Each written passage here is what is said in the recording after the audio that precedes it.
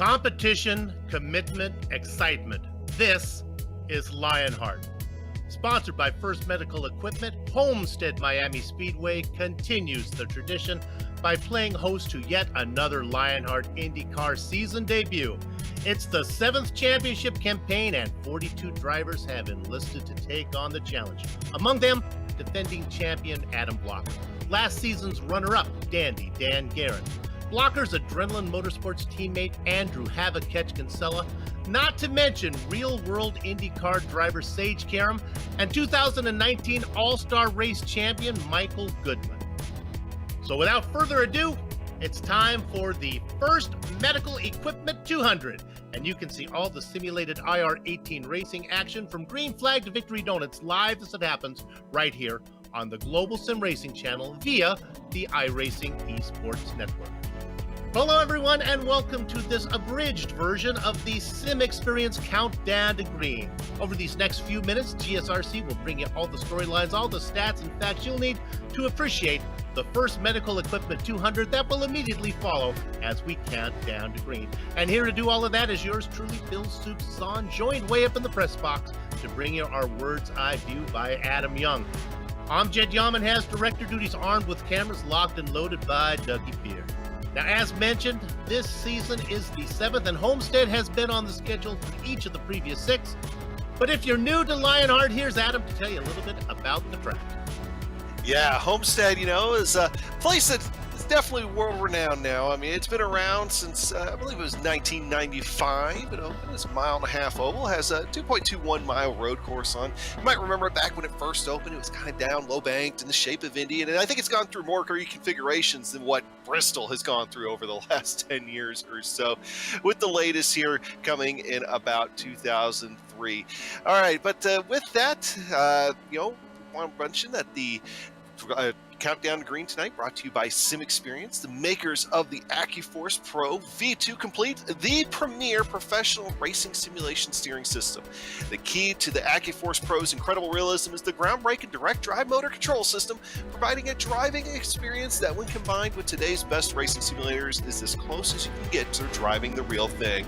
For more information on the entire Sim Experience ecosystem, including the Sim Vibe software, 3DOF, Stage Series Motion, and GS5 G4C, visit simexperience.com and use promo code SIMXLion, all one word, SIMXLion, to get 5% off Sim Vibe software. Thank you, Adam. Hey, and considered the premier fixed setup racing league for the Dallara IR18 on the iRacing service, the Lionheart IndyCar Series honors the memory of the late Dan Weldon. And now, for better or worse, backed by popular demand, is Professor Lugnut lecturing from his setup corner. But I think the professor, you've stepped out of your office today, right? Professor? Yeah. Professor Lugnut was going to tell us, he was going to tell us about how the sky and the dynamic sky, but apparently Professor I think the professor might have been hitting the bottle, and he missed his cue on that one. So we'll come back to the professor a little bit. Can you hear me? Yeah, There he is. Professor, hey. That was a big fail. I'm sorry. Hey, somebody forgot to turn the power on here in the lab. At last year's finale at Auto Club, we saw the dramatic day-night transitions, and it made its debut here with the Lionheart IndyCar Series. But this season, the opening round, this whole new weather system, the dynamic sky, listen, today we'll put away the coat put away the lab coat and put on the meteorologist coat for just a moment. All right, now this new weather model, the biggest change, of course, is that the clouds and the sun no longer stay in the same place. They move around like it does in real life, of course. Okay, so what happens when the clouds move across the sky in front of the sun? Things cool off a bit. And what happens when things cool off? Tires, they cool off and they get more grip, and the track gets grippier, and a little more rubber gets laid down, and everybody looks nice and orderly. And then the sun comes back out, guys. And then what happens? Things get hot. Things get slippery. We lose grip. Tires start to erode a lot quicker. So the result of all this is it shifts from lap to lap because that's what weather does. Conversely, this track cools down, so the tires. Anyway, the winner of the race today, folks, it'll be the one who prepares the best to handle the changes in temperature in the track and how the sun and the clouds move around here today at Homestead-Miami. There you go. Thank you, Professor. We look forward to hearing you again in a couple of weeks when we come back. Let's go right to the race details. We'll let Adam talk about that one. Yeah, and a series of details here for today. It's brought to you by it's a new sponsor to come here to Lionheart. Minus 273, the premier name in karting gloves. For more information on Minus 273's full line of gloves and apparel, visit www.273.biz. Use promo code LHRS for 25% off the orders. Hey, Season 7, Round 1 of 24. They get 3 drops this season, running the Dallara IR18 in their running custom fixed setups and lots of cash prizes on the way here this season. It's going to be great. We've got more for you once we get going here with the race. There you go. And now let's go ahead and run down the grid, Adam. We got time to do this 2 at a time. Let's take it. It's going to be on the front row, on the pole. It's going to be Dustin Wardlow. Outside of him will be Brian Beard. Yeah, Joe Hassert and Dan Guerin will be starting in row 2. A new name populates the 5th position, Damon Martinez. He's going to be flanked by Chris Stouffer. Yeah, if you're familiar with Lionheart, you're going to see plenty of new names. Everybody really excited about the talent level here this season. Bob Mikus in 7th. Ken Hacker make up row 4 alongside him. That's in row 5. Tony Schowen, Brandon Limkeman. Next up, Samuel Ryman. Hey, our own Samuel Ryman running 11th here in qualifying. He'll start alongside series organizer George Anzaldo. In the Baker Sutton position, it's Brian Yazik, the Moby Dickey's car of Justin Weaver in 14th. Michael Goodman. Hey, he won the All-Star race. He's going to have to do it from about mid-pack here tonight, starting on the inside of row 8 alongside Joe Flanagan. These big names back here in 17th and 18th. Have a catch, Andrew Kinsella and Jason Galvin. Next up there, hey, talk about big names. How about the one-plated car of Adam Blocker starting in 19th here tonight? Alongside him would be Brian Carey. Real World IndyCar driver Sage Karam in the blackjack position, flanked by Stefan Larkamp. Yeah, next up in row 12 would be Brian Greenlee and then Paul Jenkins. Go down a little bit farther, we get to Tyler Graff and George Sandman in 26th. Great to see George Sandman running this season. You'll see him in retro, I believe, as well tomorrow night. Jason Robarge starting in row 14. James Britt alongside him. Scott Bolster and Scotty Johnson make up the next row. And then after that is, and I think we're going to get close here, so I'm going to run through these here real quick. David Altman, Isaiah Dupree in row 16, Sean Cole, John Hill in 17, Justin Kirby, Joe Branch 18, Chris Lanini, Connor Harrington in row 19, Mark Cohn. Alongside him be Mike Rigney, then Robert Bluen and Bart Workman. There you go. They come around corner number 4. Let's get this season underway. Pace car brings them around, pulls in. And they are at throttle. You know what to do. Competition, commitment, excitement. This is Lionheart. They're down into the first corner. Clean so far.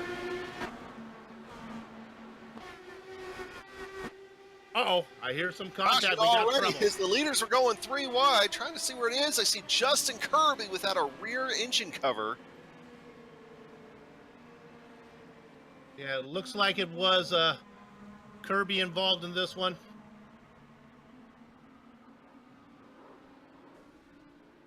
Boy, that's not the way we want to start the season. Yeah, it looks like, and I had the opportunity to practice for about an hour with these guys earlier, and I can say that I did what Sean Cole did there a few times. Just kind of running too low going into turn 1. You grab that apron just a little bit, and you start to lose the back end. Sean almost had it gathered up, but the slowdown just wasn't able to stay out of him. It's just the kind of thing that happens there in lap 1. No fast repairs here in the Lionheart IndyCar Series, so a few drivers are going to have a short night. We come back live. It's nice to get the technical gremlins out of the way here, and They've been plaguing us, and this commentator included, but I think we're good to go here. So as they come around completing lap number 2, out in front, your leader is Dustin Wardlow, the Candyman. Brian Beard in second, Joe Hassard, Dan Guerin, and Chris Stouffer. We do have onboard cameras here today. I think we do, maybe not. Let's go ahead and take a look at these right now. We'll start with Brandon Limpkeman of the First Medical Equipment onboard camera, your source for medical supplies and equipment in the Burlington, Iowa area. Another driver with an onboard camera, that's going to be Joe Hassard in the number 11 in the -273. Durable, breathable, lightweight racing gloves. Check them out at -273.biz.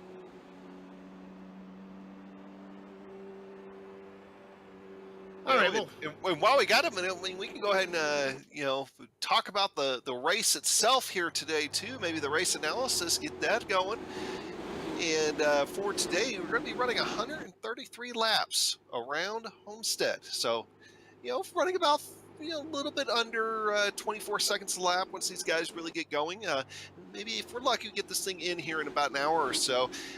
Max Fieldstead, about 40 laps, and of course, incidents do play a big role here in the Lionheart Series because you get docked points for too many incidents.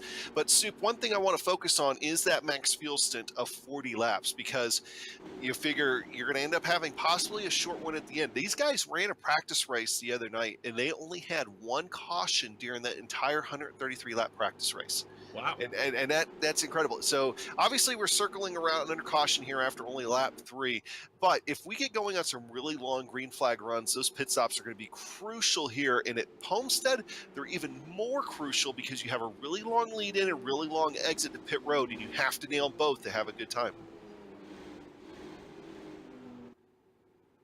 We do have a caution that we're working right now. They're working lap number 4 under yellow.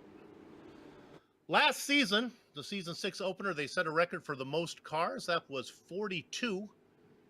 Not sure if they got 42 today. I'm not sure if Bart Workman actually went and took the grid. We have 42 entry names. I think only 41 racing here tonight. He did take the grid. Oh, did he? Take the grid. Yep. Okay. So we tied the record. That's good. All At right. least I think he did. I'm re-verifying that. Might have been a practice lap. Lights are off the pace car. And now let's go racing for real. Gather up the chickens, take cover on the cows. The horses are out of the barn. It's Dustin Weaver leaving the Stampede, working lap number 5 here at the Lionheart IndyCar Series at Homestead. Brian Beard behind him, Joe Hassard, Dan Guerin, and Chris Stouffer make up your top 5. And that order's going to change a little bit right now because here comes Big Joe underneath looking to get into second. Cannot get it done because he ran out of tarmac. Dustin Weaver trying to make that car as wide as a Julia Roberts smile. Who's going to get credit with leading this lap? It's going to be Brian Beard. 2 by 2 up front. Curious to know the interval between those two right there was 0.15 of a second. So that's going to be pretty common out there tonight. Lots of swapping of positions. They are 2 wide, the first 8 cars. That's where the excitement is right now. This time it is Brian Beard again who gets credit with leading. No, Dustin Wardlow got it that time. Working on the outside. That's Brian Beard in the dark car. 3 wide, perhaps. That's what Dan Guerin is thinking. Dan again. Here we go. It looks like Indianapolis. It did there for a second. So, got to remember, too, that Homestead once looked like a mini Indianapolis. So maybe they're still trying to get some of that old school feeling out of it.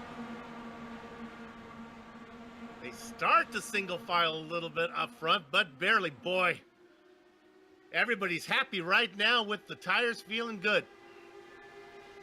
A car that's fallen back is that Dodger Blue Machine up there of Damon Martinez. That is car number 3.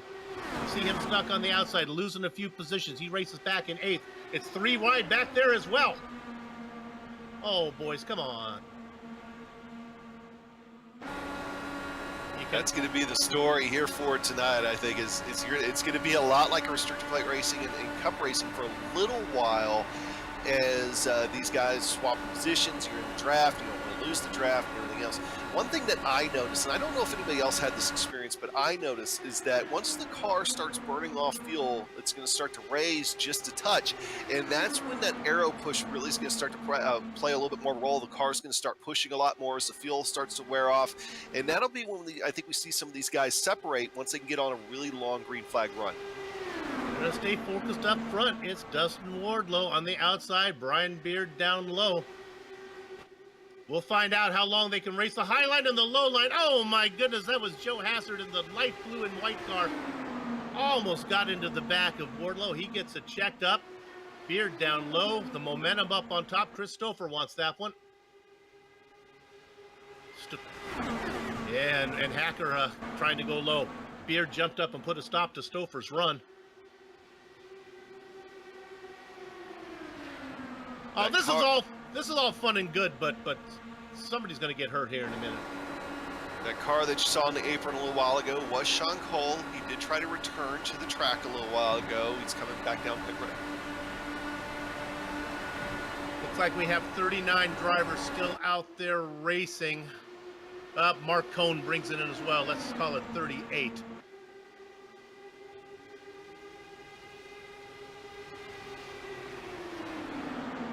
We look at that big move we saw there from Tony Shawan in the 31.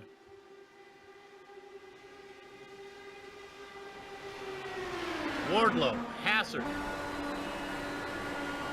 Ken Hacker, and Brian Beard, your top four.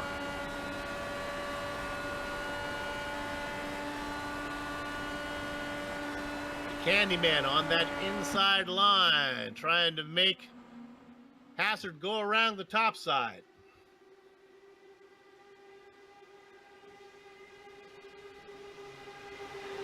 Looking back here in the back part of the field, well, about mid-pack actually, Adam Blocker in that one-plated car, man, he has been just in the thick of it ever since the green flag flew, and he's having a real tough time being able to gain any kind of positions at this point, but doing his best, really trying to get that high line to work. I've noticed that out of Adam Blocker here so far this afternoon.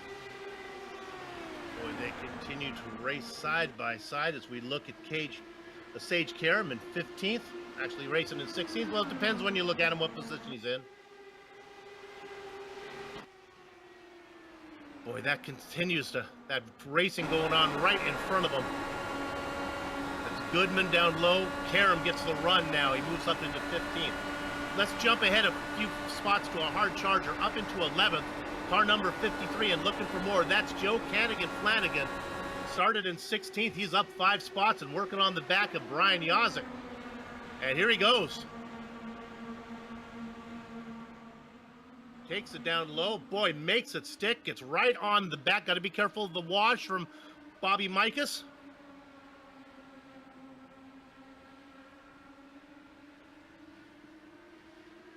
Look what they've done to Mikas' car. For years and years he's been Bob Mikas. Now he's Bobby. I like it. I like it too. The Meat Man. It's like Bobby's world. Yeah.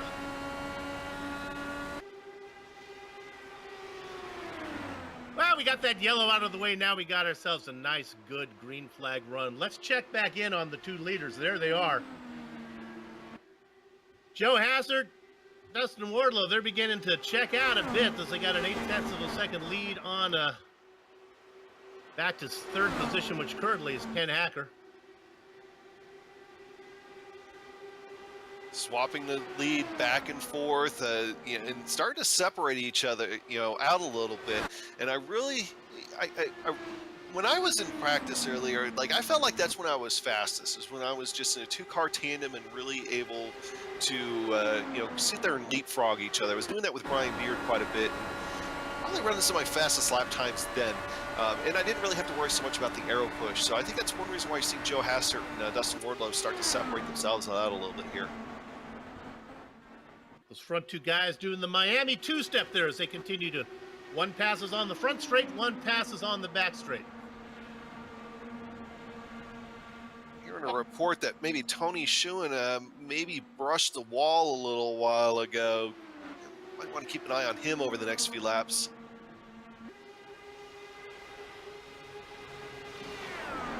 Okay, we're fortunate to have ourselves a pit reporter today. It's Chris Phoebe. Chris, you talking about the 44 making a move, huh? Yeah, Bill, after the first pit stop, looked like he was making his way up through the field. Looks like that run may have stalled out a little bit, but he's still hanging in there. Running back towards back in the low 30s right now, but still pretty clicking off some consistent laps and trying to work his way up through the running. Thank you for that. Plenty of time as we got a long race ahead of us here. Keep an eye there on the driver in third now. Adam Ken Hacker is doing a good job. He's broken away from Guerin and Stouffer, kind of in the middle. What do you got? Yeah, I was getting ready to notice that too. And if he's able to suck up to the back end of Joe Hastert and Dustin Wardlow, though, he might actually ultimately slow both of them down, which will allow Brian Beard and Dan Guerin to get back into this. We'll have to watch that over the next few laps. But right now, I'm just amazed by the big names that we have that are kind of mired big mid-pack right now. And they're going to need a lot of help here over the next little bit to try to get going. Oh, there we go. There's 3 wide for fourth position there. Who is that snuck in? There's Chris Stouffer that snuck in there, going from 6th up to 4th. 1 corner. Take another look at that one. Getting a few positions in 1 corner. Adam, he's up. What are we looking at here? Yeah, just a good dive here. I think probably a little bit before this here, though. But just had a good run, good position, and was able to take the car, dive it in there, and it's still at the point in the field run where the car's really sticking well to the bottom. He used it. And now we come back live, and we got the battle for the lead. And sure enough, we talked about it. Look how Joe Hastert is now up there with Hacker and Wardlow, so it's a 3-car battle. Oh, Beard. We have a pit stop here for Brian Beard. Now, this is a bit early. It is. I'm going to go back and look here for a second. Make sure nothing happened to him, because that is very early. And while we look at him coming in. Yeah, I mean, he came in hot, too. I'm wondering if maybe he's thinking it might go green a lot here tonight, and maybe starting to play it backwards a little bit. I mean, that very well could be a strategy call we see made here tonight. Okay, I'm going to touch 2 drivers that are on the move. I want to go to 8th position again. We talked about him before, the 53 of Joe Flanagan. He is coming. Next on his hit list is Bob Mikas. Now, that's who he was behind last time we checked in on him, but he is making up some spots. The other one that is really coming is back in 11th, car number 2. You saw him almost win the All-Star race. I'm talking about Sage Karam. And as I talked about that, there goes our champion, our defending champion around him, Adam Blocker. But these guys are coming forward. Adam, you talked about the big names that were mired in the back. They must have heard you, because now they're starting to come. Yeah, they're trying to here. And Adam Blocker and Sage Karam worked really well together to get around some of that traffic. They're starting to do that leapfrog motion, everything else. So they're really coming, especially Adam Blocker right now, that Adrenaline Motorsports machine, and of course, Sage Karam and the BRS machine.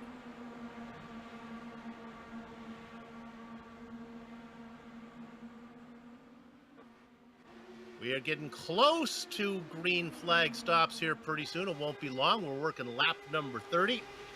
We figured they could go about 40, but we had several under yellow flag. So let's say around lap 42 they'll be coming in. That would be my guess. And remember, here at Homestead, you have to use the entry road that starts on the back end of the backstretch, and you have to follow the access road that goes all the way around through turn 1 and 2 as well. So if you make a trip down pit road, you are spending, I'd say about 3/4 of the lap off the racing line. Which is really why you cannot afford to come in early. You might want to think about doing this like a road course, count back, but you really can't afford to get caught out by a yellow flag, because you're losing 1, maybe 2 laps, huh? Well, I think we can look at see where Brian Beard ended up after all that, just to kind of see where he came out. And it looks like he's Solly was only able to lose about 3/4 of a lap, but he also had a really good pit entry and pit exit there. I mean, it was actually, no, he went down a lap. So yeah, you're going down about a lap and a half. Excuse me. Yeah. Now, we have drivers that have made a pit stop, but they've made those early on, so they'll be looking at their second ones. Drivers like Robert Bluen, Mike Rigney, Chris Lanini, Connor Harrington, they all stopped after that early incident. The driver who is legitimately leading all the cars who have pitted is Brian Beard, back in 38th.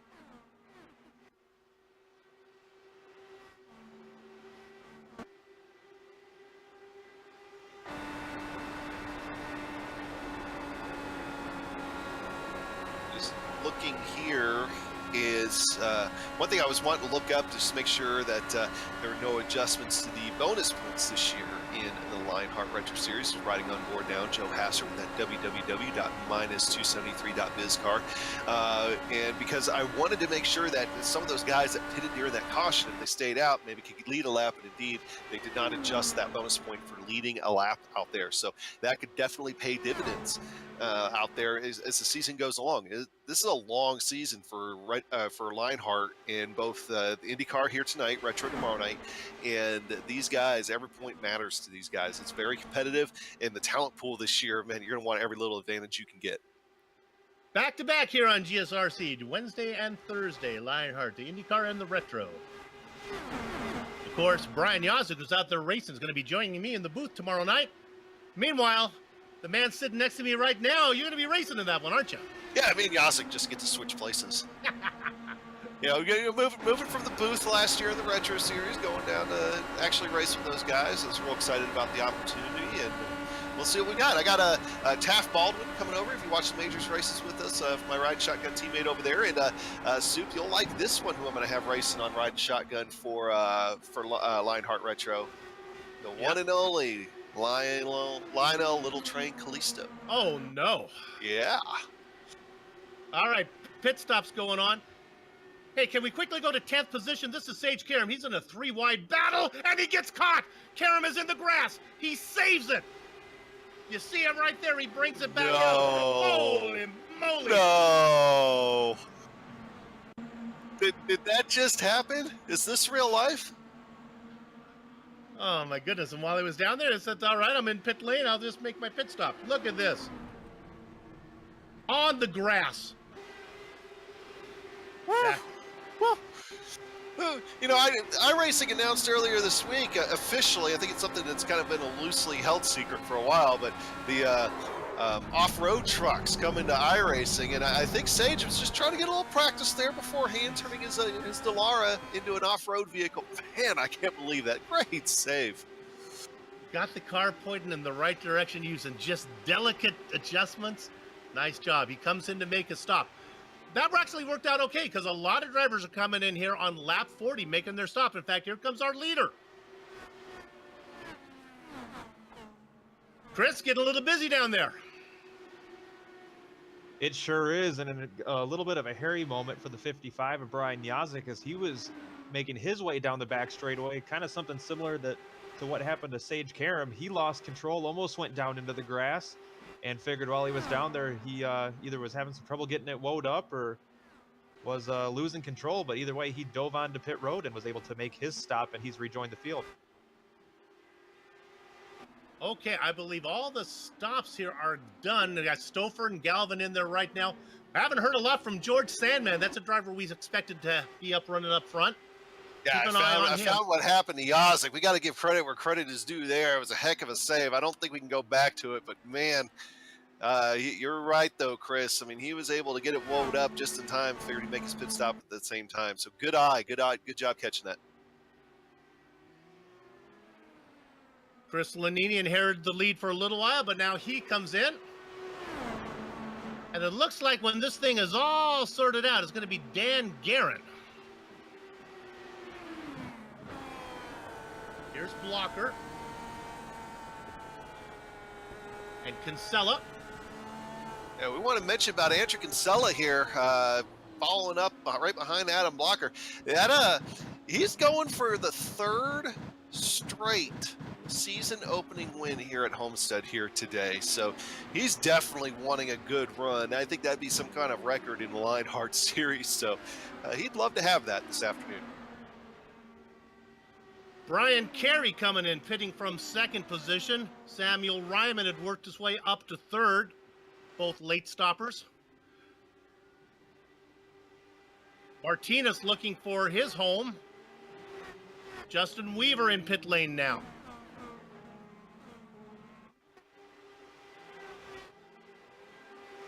Robert Bluin coming in.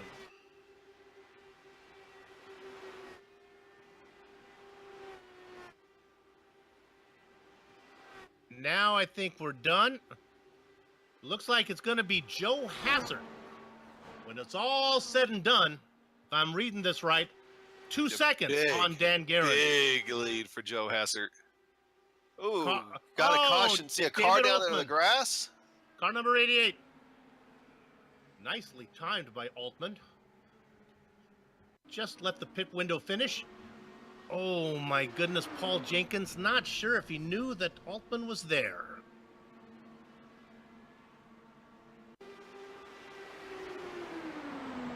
They get together, that's Jenkins on top.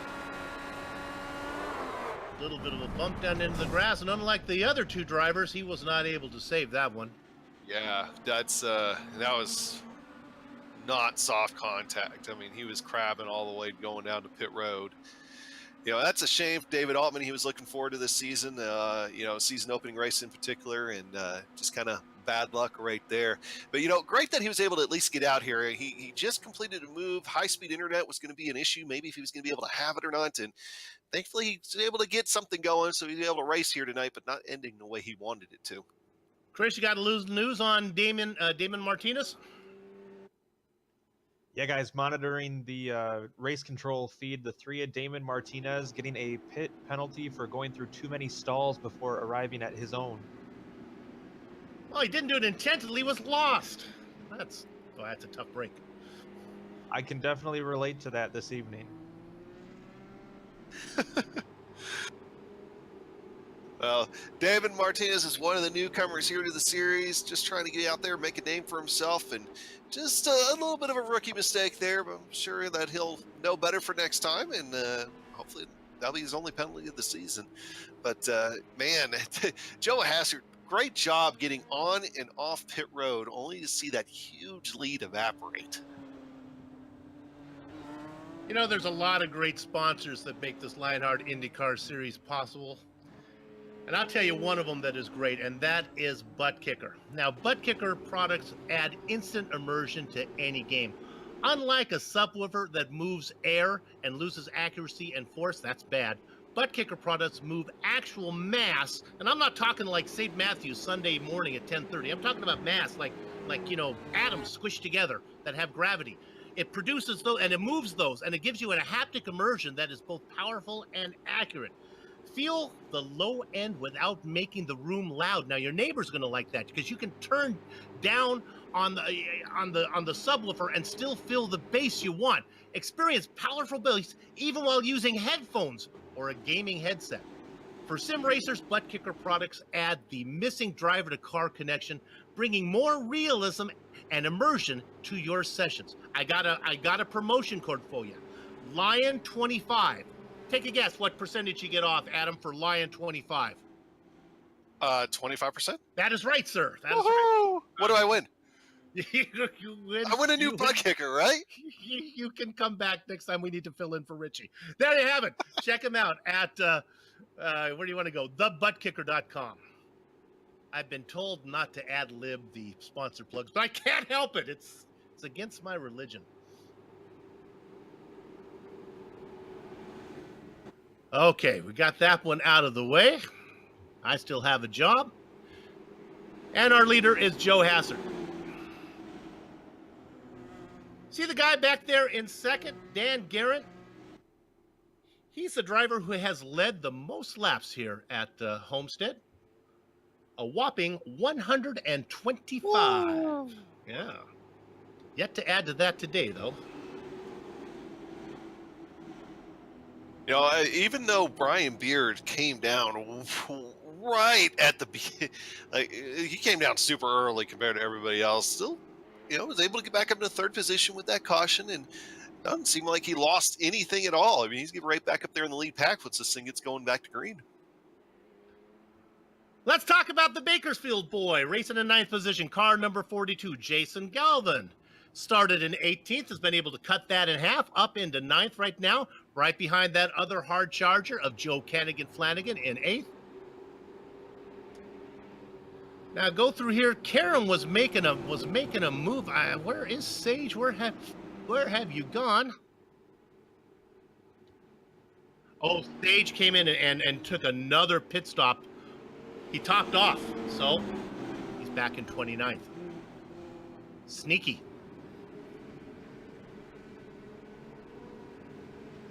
Wondering if he's getting the feeling that maybe things might be picking up a little bit here in the next few.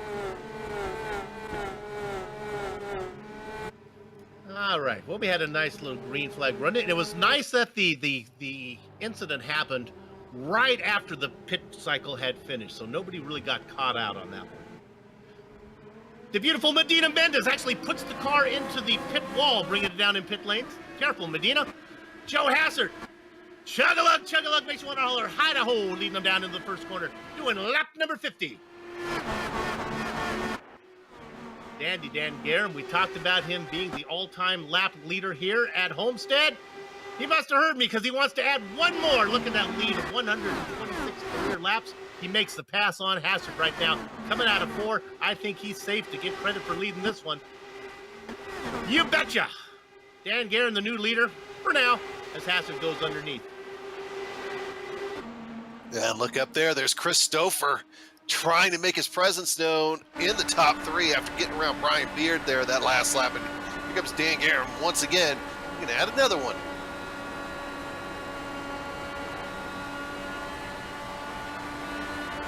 There's 1, 2, 3, and there goes the light blue car making another move. Joe Hassard. Boy, Joe is feeling it here. Look at these names up here. These, other than Garin, these really aren't the names that we're used to seeing racing up here. The Hassard, Hacker, Stouffer. Yeah, okay. Yeah, but then you look right behind him, and then you got your Yazik. Brian Beard's falling back a little bit. Then you got the Candyman Dustin Fordlow. Jason Galvin's right there. Tony Schoen. That's your top 10 right now. As these guys are, that's a hornet's nest back there. Yeah, really, it's just unusual for me to call a race so long and not had to mention much about Adam Blocker, who laces in 11th. Something tells me when it's time to go racing, he'll be there. Yeah, this is where the action is back here, a little farther back that we're looking at.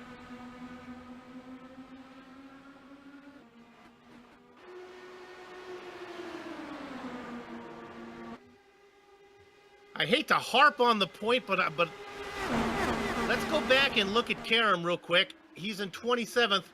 Pretty peaceful right now. James Brand in front of him. Scott Bolster, he'll be getting those guys quick. Isaiah Dupree. Brandon Limpkeman.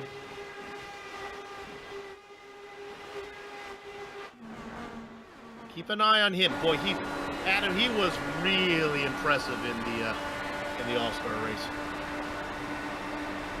Until he put it in the wall. Yeah, I heard about that. Not exactly what he wanted to do for sure. I'm trying to see, somebody was smoking a little while ago up here. Tip of the hat to Sage, though. We hear that he secured a deal, at least for Indy, in the real world, so good for him. Look forward to that. Looking up front of this battle. Right now it's Hacker ahead of Garin. I hate to be too cavalier about this. Stouffer and Hassard now. Who's coming? Who wants to mix it up with these guys? Hey, up into 8th, Adam Blocker. You see him just a little bit behind. There he is, that blue car on the inside there. Now he's tucked back up on the high line.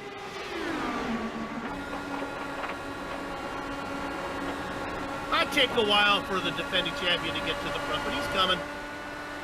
Slowly but surely. Nothing wrong with that, though. Yeah. I mean, doing it just one pass at a time and slowly climbing his way there. Works underneath Dustin Wardlow. Of course, there is a team championship in this series. We'll talk more about that as the season goes on, and we get to learn the drivers a little more and see where they've all slotted in after a silly season of swapping around spots.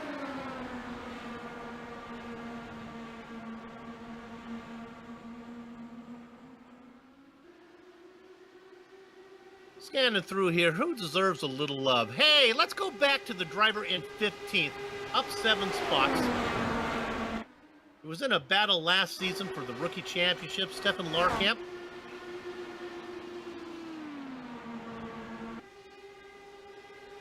Started in 22nd. Soup, one guy I'm looking at, though, we talked to him about starting that restart in 3rd, and after that restart, he's already dropped down to 18th position. And in fact, he's saying, I've had enough. I'm coming down pit road. Ryan Beard back on pit road. So that car was not feeling good to him after that restart.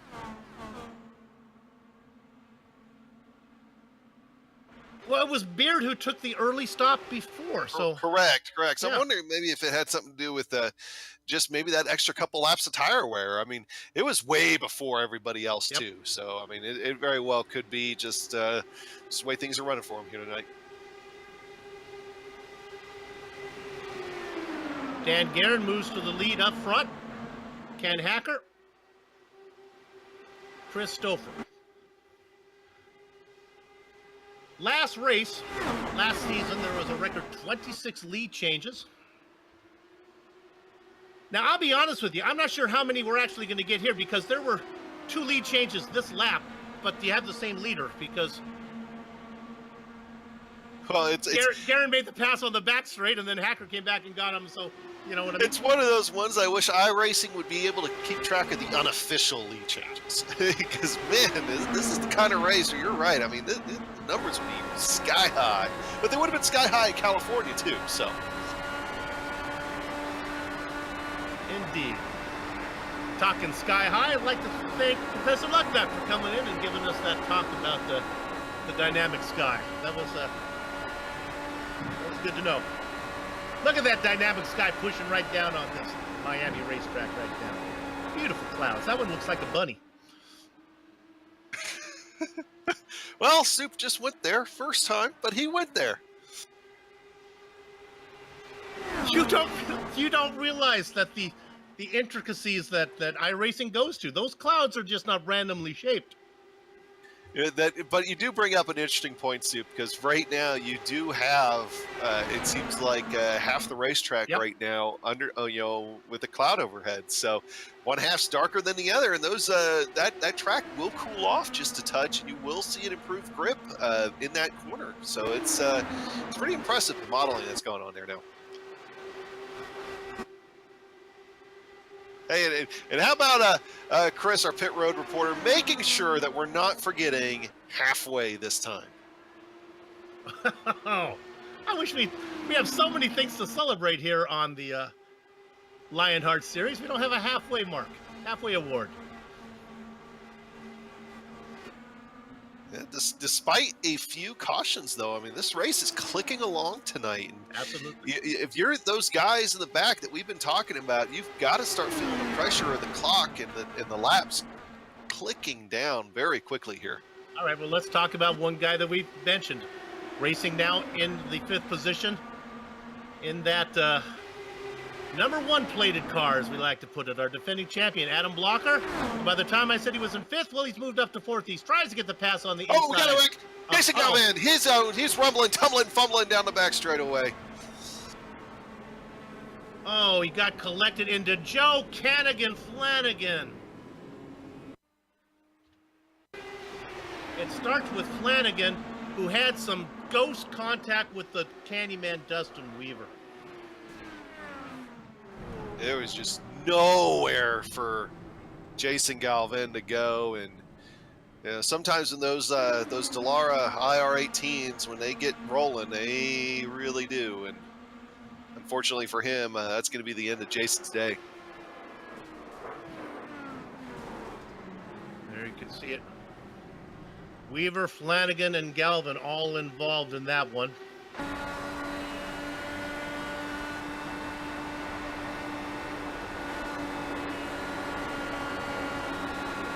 Okay, so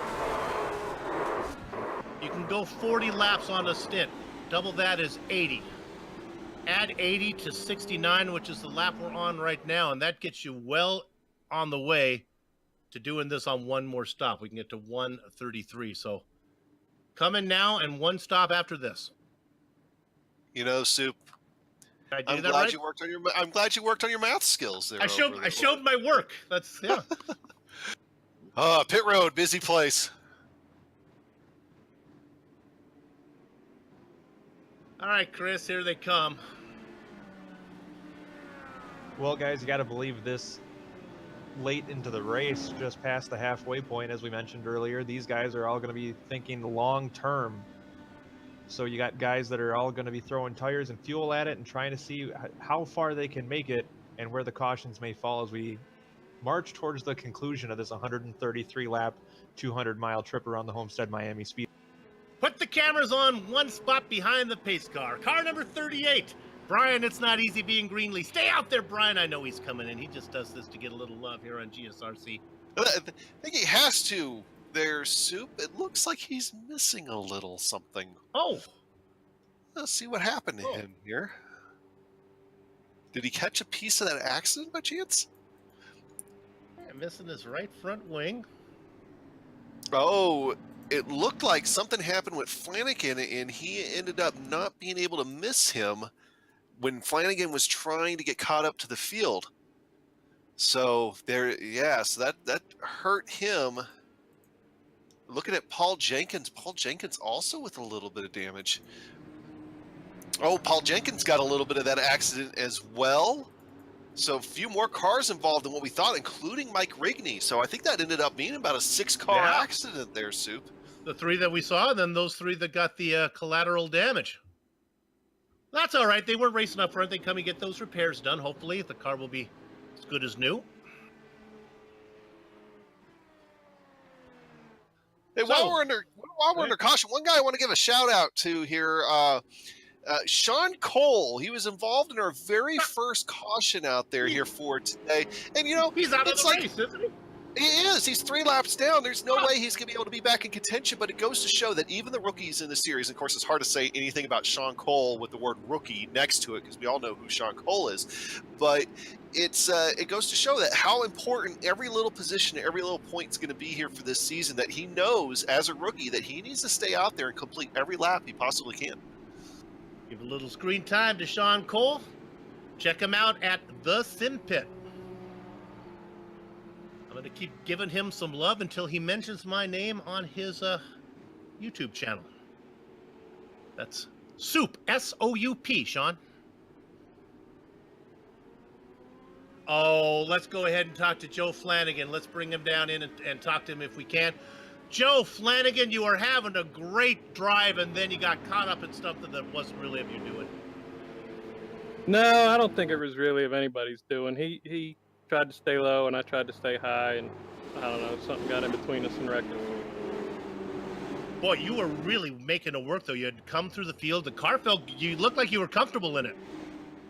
Yeah, I was doing better than I expected, to be honest. I moved up, started 16th. I was running in the top 10 all race and up around 8th or so. And having a good night, and I thought it was going to end that way, but you never know.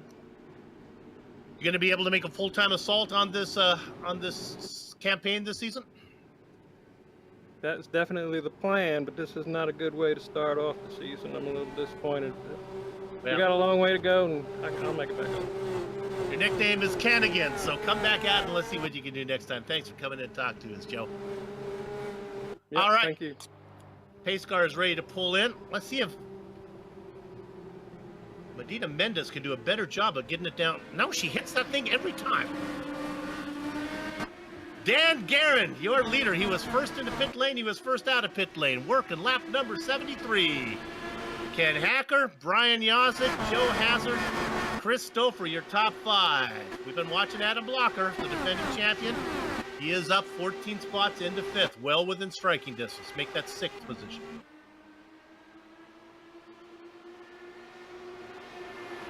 Chris, you got something on Paul Jenkins?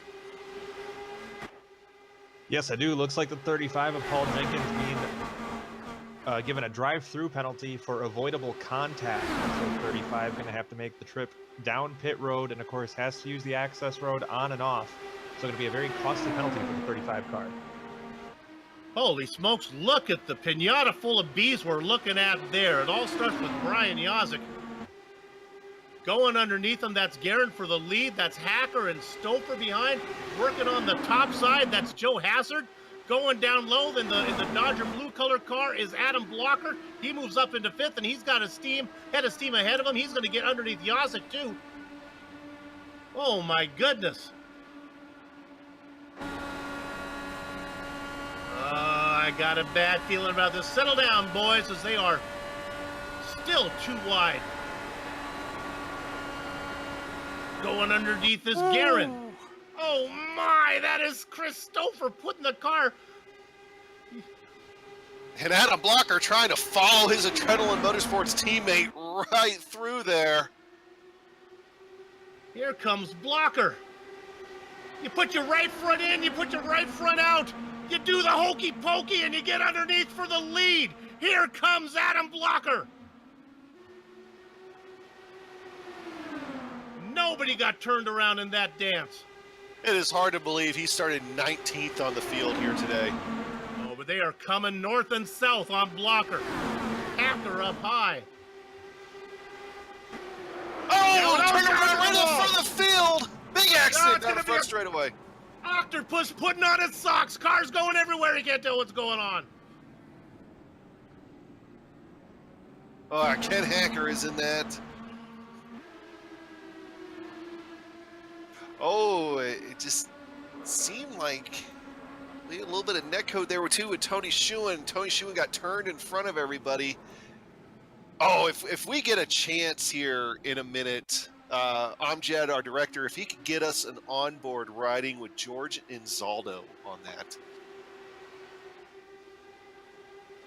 Joe Hassert lost part of his front wing. Sage Karam was involved. Sage Karam with hard contact. He might be done. All right, right on board here with George Zaldo. Soup, hang on to your pants. Or you might need tan pants today. Whoa! Duck, George. Let's take one more look if we can through Tyler Graff's point of view if we're able to do that. Car number 26. Tyler Scott maybe Ulster's involved.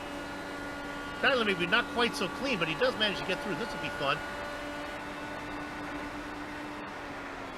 Where are you gonna go? They're all in front of you. Holy moly. Graff did lose his right front wing. Well, heck, I don't know what to do. I'm just gonna throw it to Chris. Hey, Chris, pit party. I'm looking here, and Dustin Wardlow with damage. I mean, this is one of those ones that might be easier to say who didn't get damage. Blocker, Stouffer, Guerin, they were out in front of it. Yeah, that's pretty much about it. Well, when you're racing so close and the incident is so far up in the field,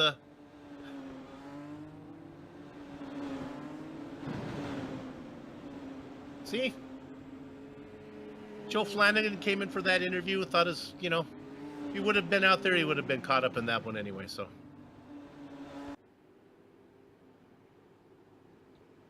what we'll do right now on the Global SimRacing Channel, we'll take a short break, but don't go far. We'll come back to bring you the action before we go green.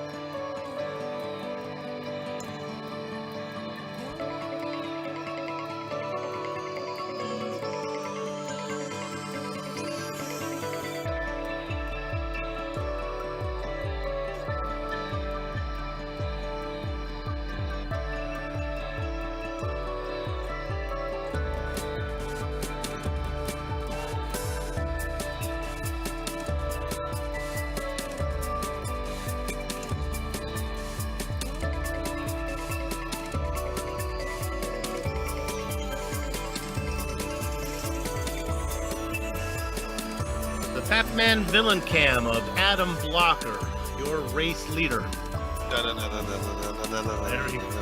Thank you very much. This is the Global SimRacing Channel's coverage of the Lionheart IndyCar Series season opener for Season 7 from Miami Homestead Speedway. We're currently working lap number 82. We expect to go green right now.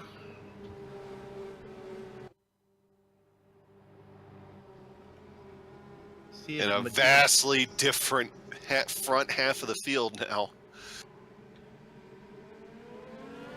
All right, we're going green. Adam Blocker, your defending champion. He started in 19th position. Took him 83 laps to get to the lead, but that's where he is right now, ahead of Christopher Dandy Dan Guerin, your all-time lap leader here at Homestead, racing in third. Michael Goodman and Justin Weaver. You know, a driver I want to talk about is racing back there in 8th position. And that's Andrew Havakech Kinsella. Adam? Andrew Kinsella trying to do something special tonight. Yeah, we talked a little bit about it earlier, but he is trying to go for the third straight Lionheart IndyCar Series season opening win. So he won it in 2017 and 2018, and he's trying to add 2019 to the list. Oh, he's in the hunt. Down low, working there. He's got the lap car of Paul Jenkins up in front of him. And there's Samuel Ryman in that orange and yellow special. Martinizing.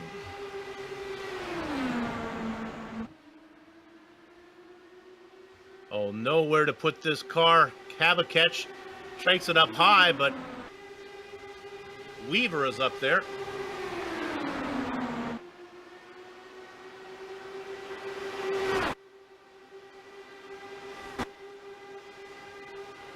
That old Samuel Ryman up there here right now, running in 6. Yep. Now, we talked about Kinsella. Kinsella took a stop. He's on 12-lap fresher tires. See how that plays out. He's left Ryman behind. He's gone underneath Weaver, and now Kinsella is up to 5th. I think he's coming. Boy, he almost gets into Stouffer. If I'm right, I think this will be Michael Goodman's first lap led here today.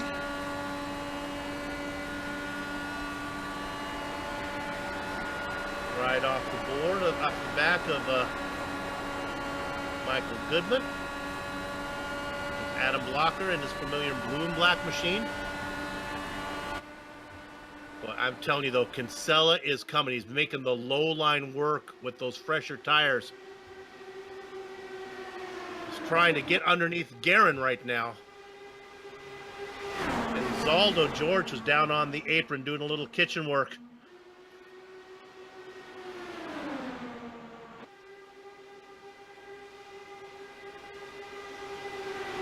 I'm telling you, watch out for the number 41. He is coming.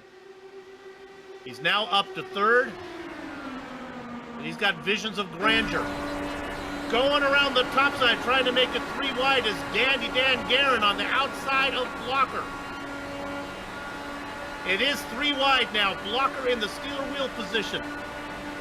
The clown is Kinsella. The joker is Guerin. They get that sorted out. And Andrew Kinsella had to get out of the gas, and that really backed him up. He's going to lose a few spots there going down the front straightaway. Adam Blocker now trying to make that move going into turn 1.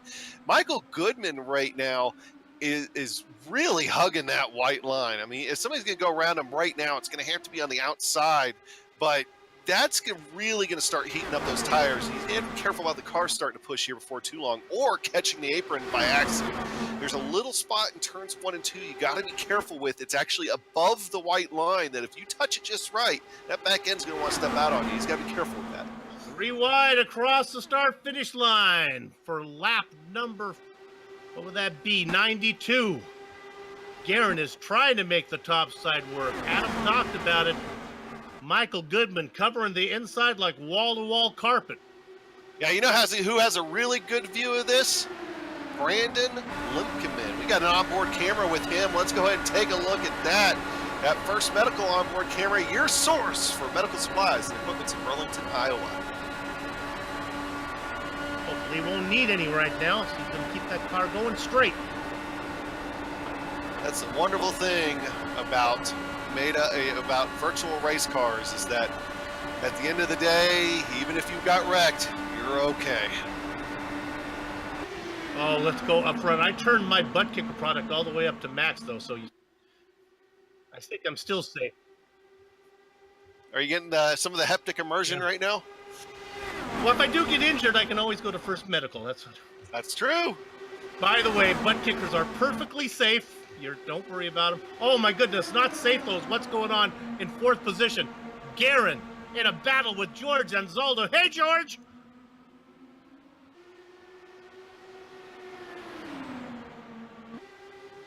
George trying to keep that car going in a nice straight line. Puts it down on that white line. No one is separating themselves yet here, Soup. I mean, this is just, it's a pack going all the way back to 20th place right now, even further back than that. Yeah, my spidey senses are tingling here. They are racing really, really close. It's 3 wide again. The problem for Guerin on the top line, if anything goes wrong, they're sliding up your way, I think. At least for the leader who's hugging the bottom, if things go south, you might be able to avoid it down low. 3 wide for that race lead right now. Adam Blocker is the meat in the middle of that sandwich. Somebody looks like on the apron. Are they coming down pit road? Find out who that is. Tyler Graff. Tyler Graff is coming in from 14th position, coming down pit road. 3 wide on the first row, 3 wide on the second row as they go across the finish line. Working lap 98. I didn't realize we were starting the Indy 500 on lap 98 at Homestead. Oh, you can only dance the tango in a china shop so long before you break some porcelain. This is just some dangerous stuff going on right now. They are so close together.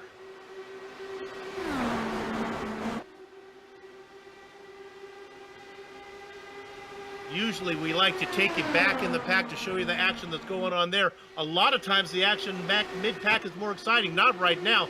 Up front is where the action is.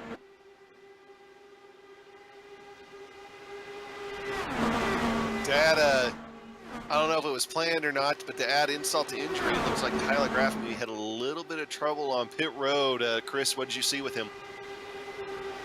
Well, the 26 of Tyler Graff pulled into his pit stall, went a little bit too deep, had to back up before he could start his stop. So on those green flag pit stops where every second matters, he gave up a couple there, and this could come back to bite him in the end.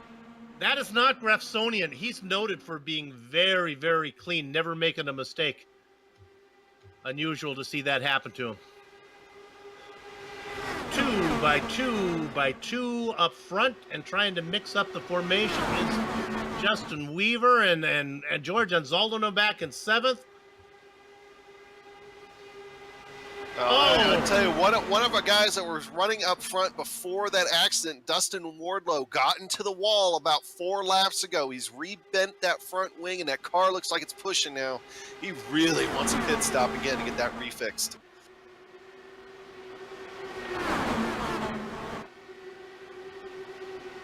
Now they race in staggered position across the line. I'm telling you, the guys up front racing first and second, they have gotten close together more than once. Blocker and Guerin. Oh my goodness, what confidence they have in each other and in their internet connection as they race inches away from each other. I wonder if Adam was trying to side draft a little bit right there. Well, it seemed to have worked. He's able to edge out and might get another lap lead here. Oh, Andrew Kinsella, though, he's thinking, hey, I'm going to take advantage of that. Try to go 3 wide. He's going to think better of it, though. Slip back down the middle there behind Guerin. I'm telling you, Kinsella is the fastest of the bunch, and now he's going to the outside. A few lap pressure tires. Let's see if he can make the outside 6. Does not have the momentum out there. There's a hole for Chris Stouffer if he can find it back in 5th. Nowhere to put the car. See, I'm looking at Andrew, and yeah, he might be trying to take it 3 wide and stuff like that, but he's not making like drastic moves to do so. It's a very patient drive to the front for him here so far. I think he realizes that we still have, over 20 laps led in this race. Although that time, I think the car tightened up on him a little bit there. That's going to cost him a few spots. Yeah, Kinsella got a little bit high and almost had to back out of it a little bit. A driver to keep an eye on is the driver in third, your all-star race winner, Michael Goodman. Now the front two separate. That's going to be an easy pass for Blocker. He gets underneath. Michael Goodman now coming down pit road. 28 laps to go. He can get to the end from here. Adam, let me ask you a question. Will Goodman be faster by himself rather than in this traffic? No. No. He's going to need a drafting partner. So it's really going to depend on who he comes out near. We're going to want to keep track of that.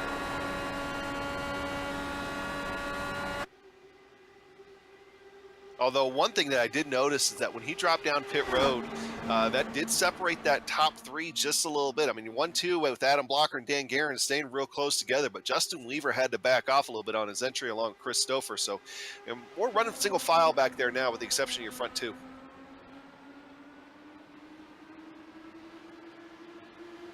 So we look back, that accident took out a lot of the drivers that we were following that were going to make a run at it.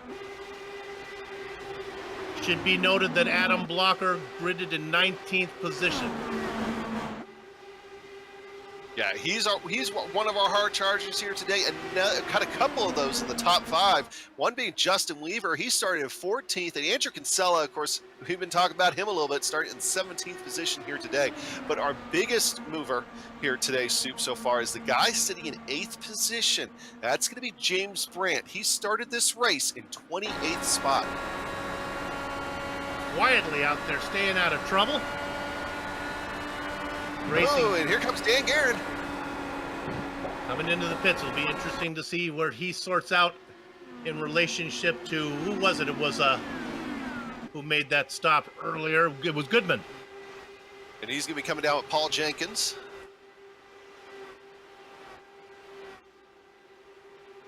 Everybody else slats up his position. You talked about Brandt reaching in 28th. He's just ahead of our pole sitter, Dustin Wardlow. Pole sitter has never won here at Miami, Homestead-Miami. I gotta say, it's not looking too good for that to happen here so far today, too. So, I know Dustin Wardlow is wanting a little bit of better luck, but he's going to need some things to go his way here in the later stages of this race. So Guerin comes out in 21st position. How does he fare? And Michael Goodman right behind him within shouting distance, about 0.4 of a second back.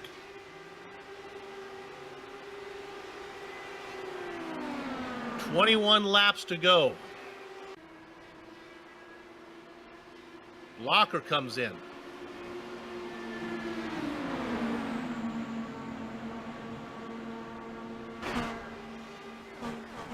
Now Guerin is just coming out of turn number 4. Gets his lap back. Now he has to go around one more time, and we'll see if he can get around Blocker. Chris Stouffer coming in.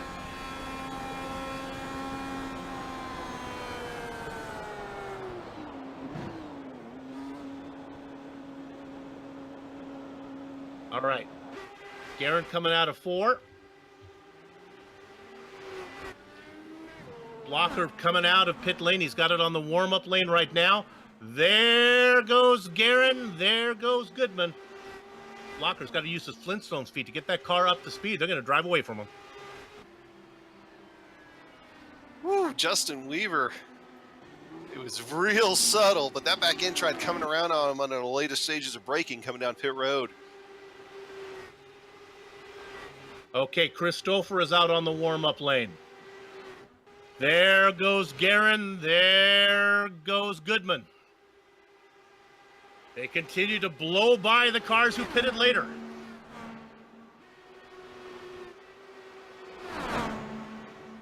Guerin and Goodman pitted early.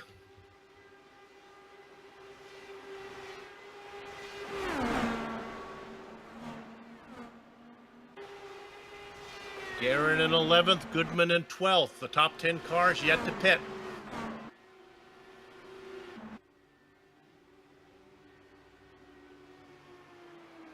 Yazik is in. He's going to get blown by. There goes Guerin and Goodman again. They get another one.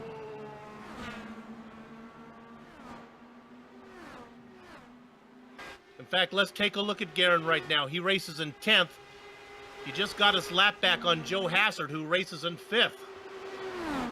Really surprised by Andrew Kinsella staying out here this long. Well, he took that he took that late stop, so he had a little bit of extra time. I think he's hoping for a yellow. Comes in now.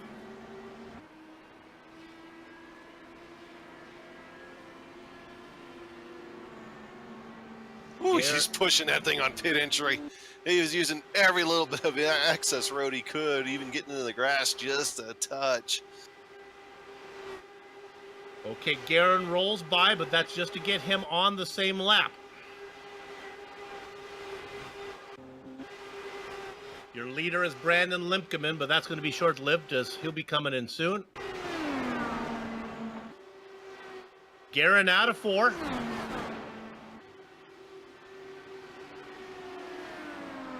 Kinsella is rolling. There goes Guerin, and there goes Goodman. See you later. Man, oh man, did those guys pull a fast one on the rest of the field? Unless they didn't take enough fuel.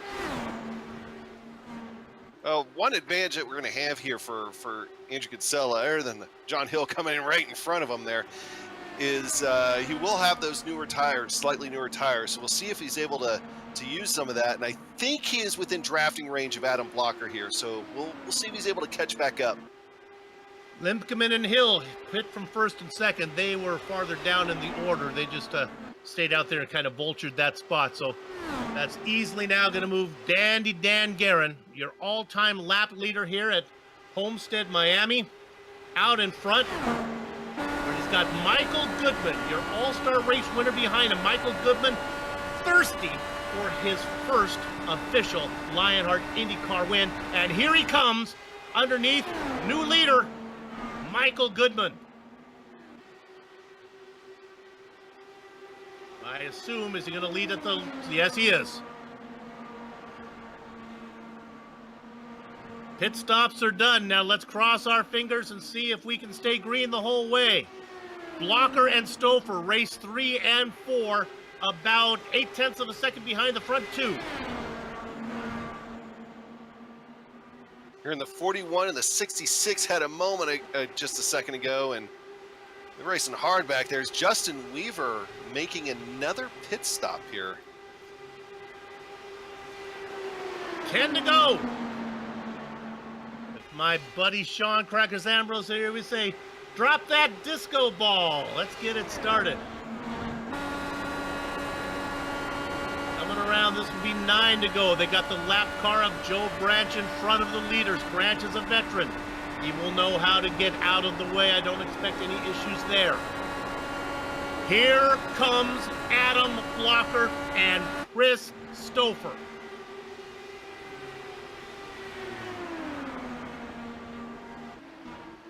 Guerin doing his best. Cooking with hot fish grease right now. Opened up a half-second lead on Goodman. Goodman is off the pace, and this is good news for Blocker. Adam is going to gobble up Goodman. He's going to have to go in between the lap car. He does it. Little bit of a heart stopper there. 0.7 of a second between Dandy Dan Guerin and your defending champion, Adam Blocker. 7 laps to go. Even with that hard-stopping moment there, Adam Blocker did run just a touch faster than Dan Guerin that last lap. Dan Guerin does have a few lap cars in front of him. He was able to use the draft of, and that includes Brian Greenlee and James Brandt here. So we'll see if Adam Blocker is able to keep that up. As far as the speed, checked it at the line, 24.6 for Dan Guerin. And looking at Adam Blocker, 24.6. Floridian cloud floats over the top of corners 1 and 2. 3 and 4 are in bright sunlight. Guerin negotiates his way around Brian. It's not easy being Greenlee. Now he's got James Brandt to deal with. 6/10 of a second, the interval between first and second. 5 to go.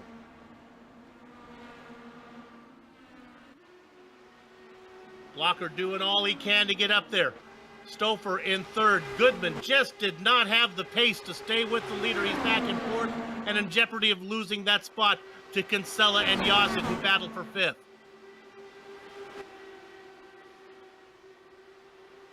If I didn't know better, I think it was about to rain here in Miami, but I know that's not going to happen.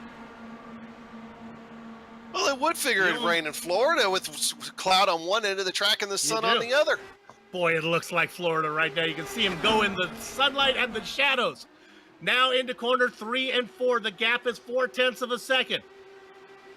Stouffer and Adam Blocker having a whale of a time trying to get around the lap traffic right now. And Dan Guerin's just looking in his rearview mirror, and he's like, okay. Blocker was pinned behind Brian Greenlee, who did nothing wrong. He had to put the car somewhere. Stouffer is now in second. The interval now, it's under 0.3 of a second. James Brandt just tried to get the car out of there. He does want to be part of this battle with 2 laps to go. Brandt gets out of the way, but Christopher is there. 1.5 of laps of racing to go. Dan Guerin out in front, your all-time lap leader. Here comes Stouffer. Here comes Blocker. Out of 4. 1 lap to go. What type of racing line will Dan Guerin take? They come across the line. Guerin is going to keep it down low. Stouffer with the momentum grabs to the top.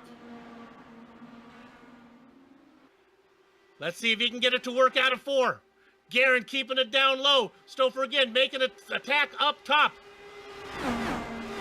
Stouffer tight on the inside like a tight pair of Fruit of the Looms. Out of 4, it's going to be a drag race to the finish line. Will the momentum get there for Guerin or Stouffer? It's going to be Guerin. Stouffer gets second. Blocker gets third. Goodman fourth. Kinsella fifth. Coming out of 4, Adam, I thought maybe Stouffer might have something.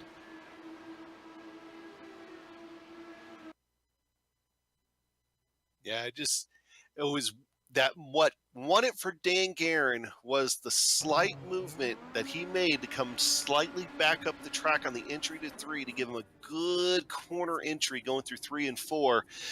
And at that point, there was nothing that Chris was going to be able to do to get by him on that exit to 4 there. There just wasn't going to be enough time.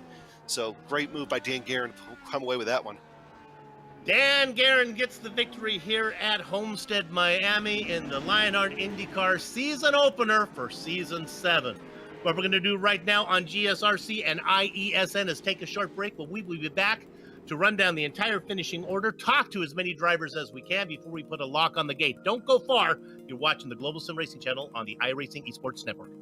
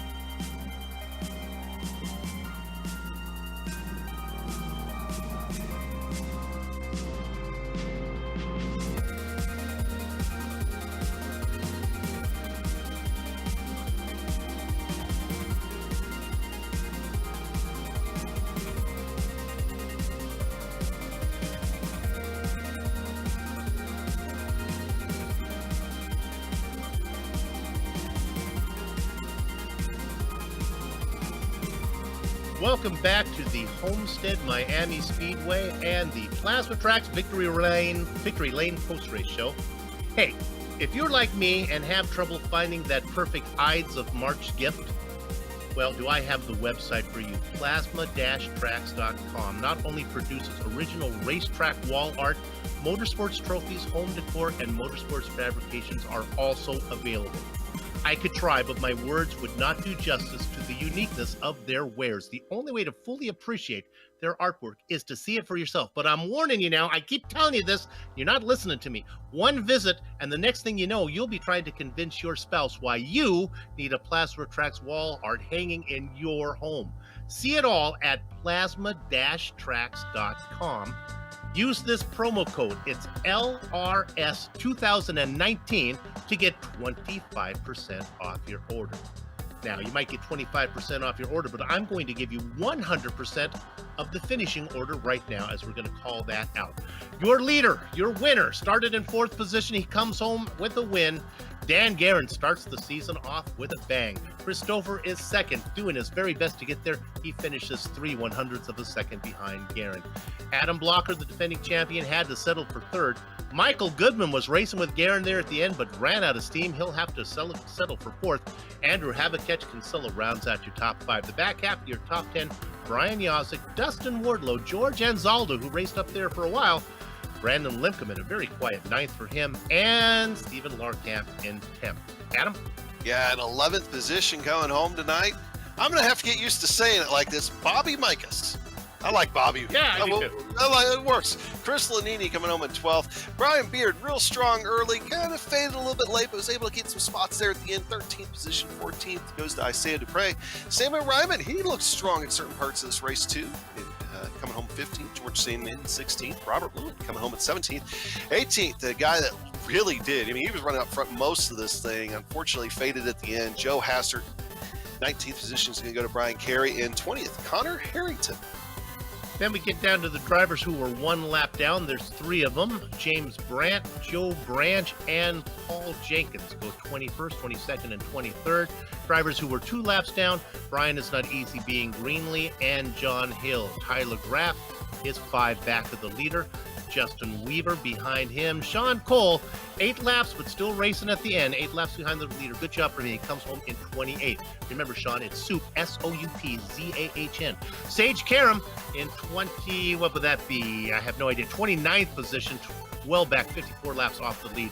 All these guys wrapping up here at the end had trouble. And Damon Martinez. Adam, I'll let you take the rest of these guys. Yeah, Damon Martinez coming home in that 31st spot. Ken Hacker, 32nd. Scott Bolster coming home in 33rd. Scotty Johnson, 34th. Joe Flanagan, tough day for Joe.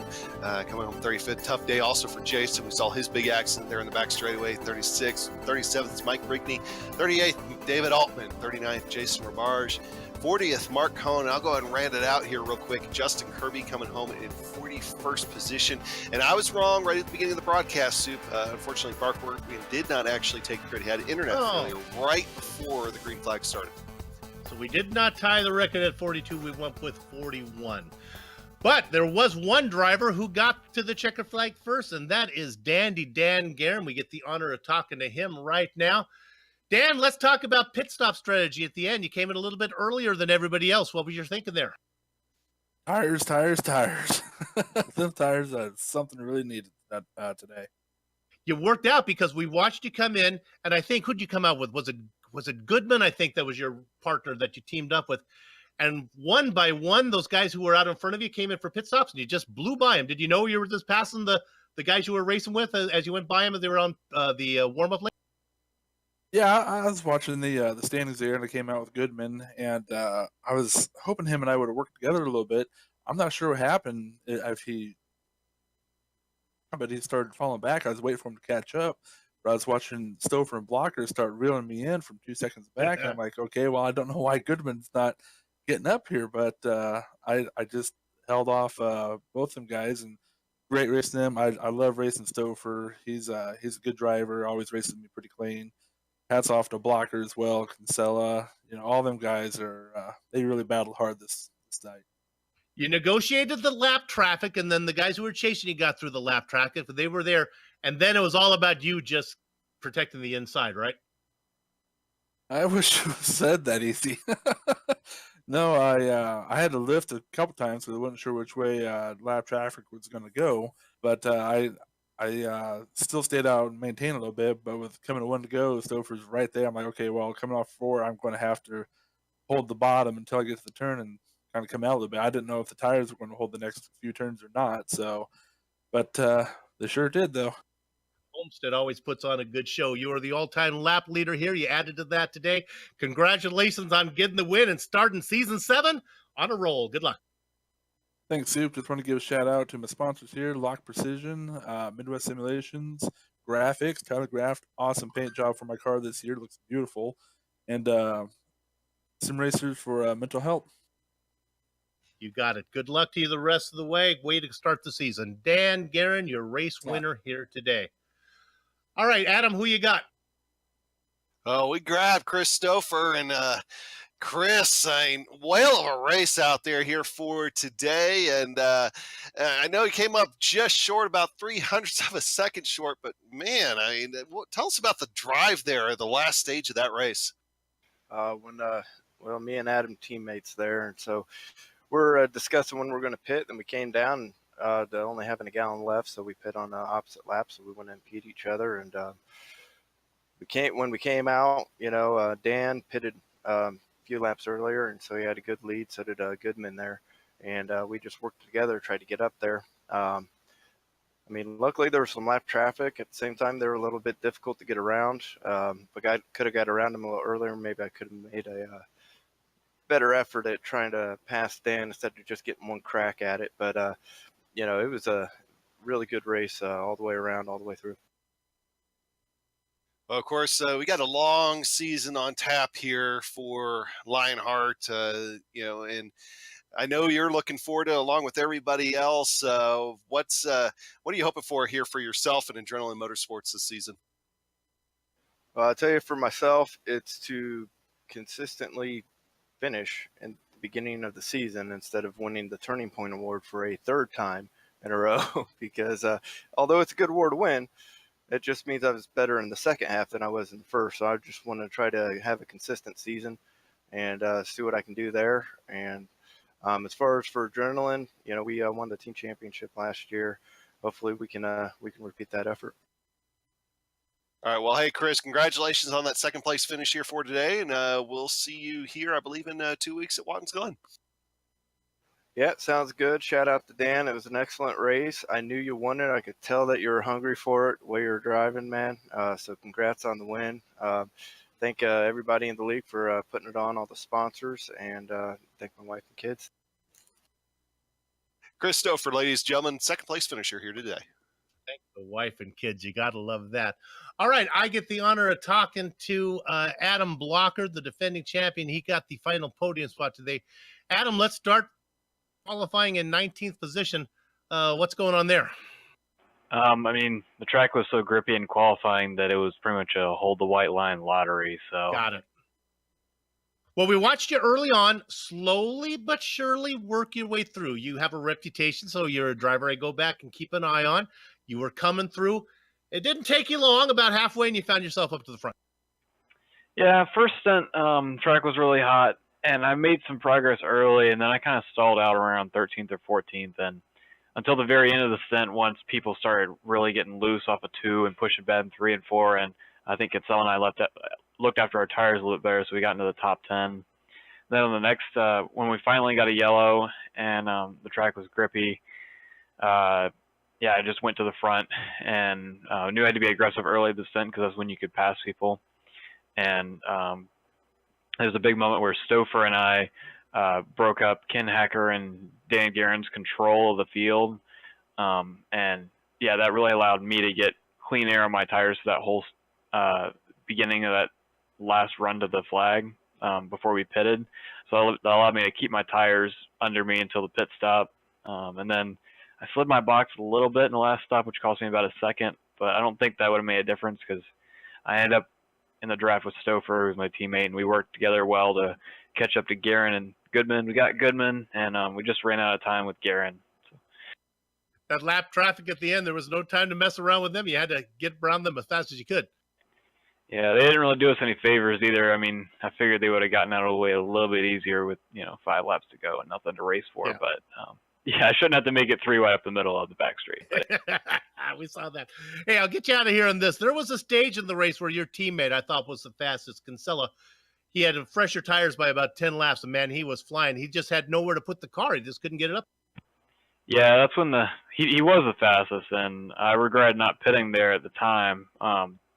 But obviously he had nowhere to go because at that point the clouds were covering the track and it was really grippy, so we could easily run, just blocking the track. And so he kind of got unlucky a little bit.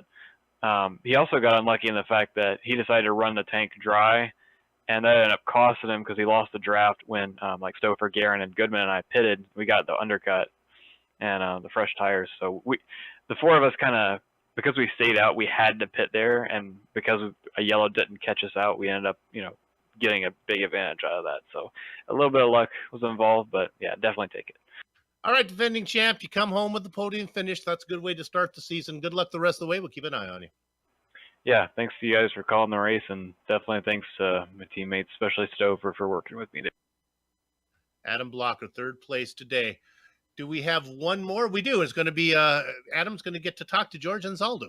Yeah, George. Hey, man, great run here today. I know 8th place, probably not exactly what you're hoping for considering how high up you were running at times, but still not bad for a day. Top 10.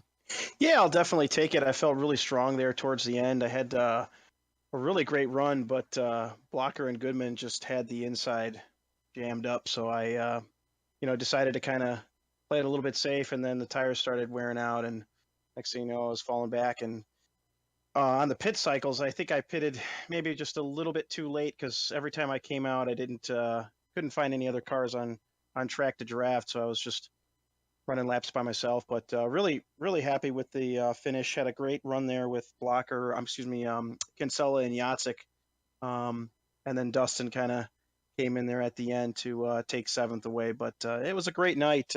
Really proud of everybody. The off season has been, a long and tough one, but we've got everything in place and really looking forward to the start of the season. So really excited. Well, I'm going to ask you to go ahead and put on your Lionheart hat here real quick. And I know we've talked about it on the own here a few times, but what are you most excited for about this IndyCar season from the series organizer standpoint? Well, I think the biggest thing that stands out is the roster for both the IndyCar and the Retro Series. This, I would have to say, is easy, hands down, the strongest roster that we've had in league history. So I'm really proud of that. And also, Lionheart is actually going to reach a milestone this year. July 1st will be our 5th year anniversary. So we've been doing this for 5 years, and each year has gotten a little bit bigger and better. We're really happy with the level of sponsorship that has come into the league and the viewership. So again, want to thank the fans, the sponsors, everyone involved here with the league, the admin team, GSRC, IESN. Obviously, we couldn't do this without you, so we're certainly excited to kick off the season. And I think the future is definitely big and bright for Lionheart. All right, George. Well, hey, appreciate you stopping in here for tonight. And, I think we'll see you tomorrow night for the Retro Series and here in 2 weeks again for IndyCar. Absolutely. Looking forward to it. Thanks again, gentlemen. It's Lionheart season here on the Global SimRacing Channel. Hey, let's go ahead and thank some of the people that made this possible. George talked about the sponsors. One of them is First Medical Equipment. They've been the source of medical supplies and equipment in the Burlington, Iowa area for years because of their superior commitment to provide the absolute best in product quality and customer service. Adam? Sim Experience, the makers of the AccuForce Pro V2 Complete, the premier professional racing simulation steering system. The key to the AccuForce Pro's incredible realism is the groundbreaking direct drive motor control system, providing a driving experience that, when combined with today's best racing simulators, is as close as you can get to driving the real thing.